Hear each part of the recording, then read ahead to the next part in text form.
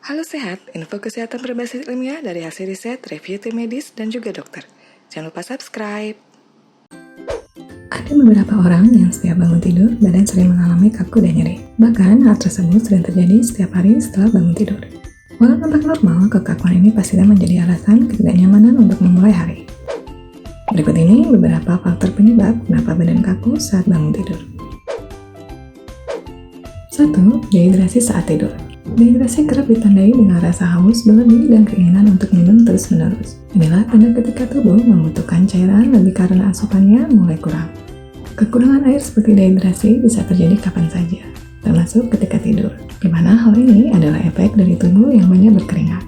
Hal ini pun dapat menjadi alasan atau sebab kenapa tubuh saat bangun tidur terasa tidak nyaman, kaku, dan bahkan bisa nyeri. 2. Kelumpuhan tidur. Kelumpuhan tidur atau sleep paralysis adalah suatu kondisi ketika tubuh sulit bergerak sewaktu tidur, dan bahkan hal ini bisa terjadi di saat bangun tidur. Ketika badan kaku dan sulit digerakkan, ditambah sulit mengeluarkan suara, ada kemungkinan faktor penyebabnya adalah sleep paralysis atau sering disebut sebagai ketindihan. Jika hal ini berkelanjutan, segera ke dokter dan konsultasikan. 3. Artritis reumatoid. Masalah sendi dapat menjadi alasan dibalik kekakuan badan setiap kali bangun tidur. Artritis reumatoid adalah salah satu kondisi di mana sendi meradang kronis dan akan menyebabkan kekakuan pada sendi, khususnya di bagian tangan serta kaki. Bahkan, kondisi ini dapat pula menyebabkan rasa cepat lelah, serta pembengkakan sehingga nyerinya bisa saja tak tertahankan.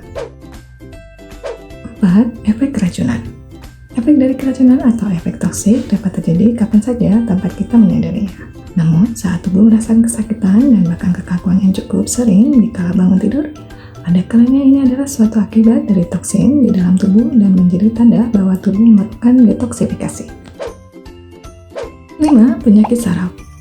Jika semisal dehidrasi dirasa bukan masalah utamanya, bukan masalah efek toksik maupun kelumpuhan tidur, dan sendi pun baik-baik saja, ada kemungkinan saraf mengalami gangguan. Bila memiliki kecurigaan bahwa saraf mengalami masalah, coba segera datang ke dokter spesialis saraf atau neurologi. 6. Diabetes. Jika tubuh terasa kaku ditambah sering haus, sering buang air kecil, massa otot berkurang dan sering merasa lemas, cobalah mengecek lebih dulu kadar gula dalam darah.